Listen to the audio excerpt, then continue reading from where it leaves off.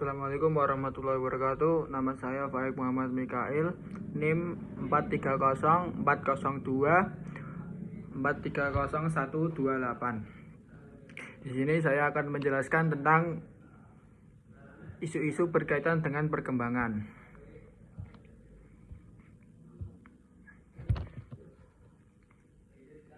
Isu-isu berkaitan dengan perkembangan adalah bawaan atau lingkungan, natur atau nurture. Natur merupakan konsep yang menitik beratkan faktor keturunan atau warisan biologis atau bawaan sebagai faktor yang penting atau yang menentukan perkembangan individu. Fortur merupakan konsep yang kedua. Nurture merupakan konsep yang menitik beratkan faktor lingkungan atau pengalaman sebagai faktor yang paling menentukan dalam perkembangan individu.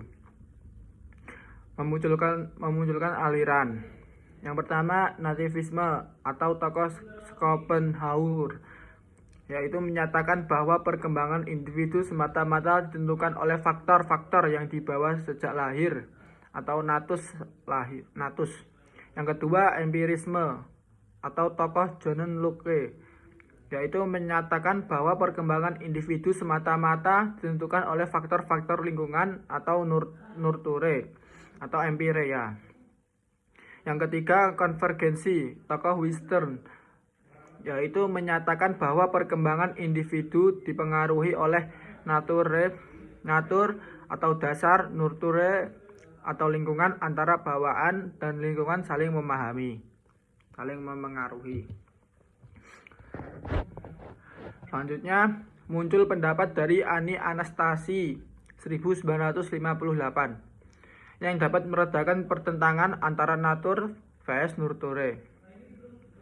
Yang kelima, Anastasi menyatakan bahwa pengaruh keturunan terhadap tingkah laku selalu terjadi secara tidak langsung, atau tidak satupun dari fungsi-fungsi psikis yang secara langsung diturunkan oleh orang tua kepada anak. Pengaruh keturunan selalu membutuhkan perantara yang terdapat dalam lingkungan. Dicontohkan dengan kenyataan sebagai berikut. Yang pertama, latar belakang. Keturunan yang sama mirip dapat menghasilkan ciri kepribadian yang berbeda pada kondisi-kondisi lingkungan yang berbeda pula.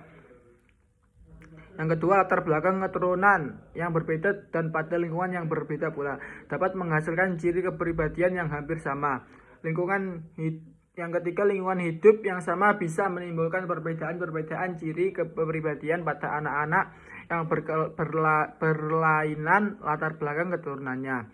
Yang keempat, lingkungan hidup yang tidak sama bisa menimbulkan persamaan dalam ciri-ciri kepribadian meskipun latar belakang keturunan tidak sama. Selanjutnya, hubungan natur dan nurture. Yang pertama, faktor natur dan nurture menjadi sumber dari timbulnya setiap perkembangan tingkah laku. Yang kedua, faktor-faktor ini tidak bisa berfungsi secara terpisah, melainkan saling berinteraksi. Yang ketiga, bentuk interaksi yang terjadi dapat dikonseptualisasikan sebagai bentuk hubungan yang menjemuk. Artinya, suatu hubungan yang terjadi memengaruhi hubungan yang lain yang akan terjadi. Konsep normal reaksi, yaitu bahwa dari genotip yang sama bisa menimbulkan macam-macam fenotip tergantung dari lingkungan stimulasi yang diterima individu. Pendapat sekarang, yang pertama, bawaan natur dan lingkungan nurture memengaruhi perkembangan individu sepanjang siklus masa hidup. Yang kedua, tujuan dari pengembangan anak adalah memunculkan kemampuan dasar sesuatu yang secara genetik sudah dimiliki, sebaiknya optimal mungkin dalam rangka batas yang dimiliki setiap anak. Selanjutnya, continuity atau discontinuity. Sandrock yang pertama, umumnya pendukung konsep natur menggambarkan perkembangan sebagai proses yang beransur-ansur dan berkesinambungan atau continuity.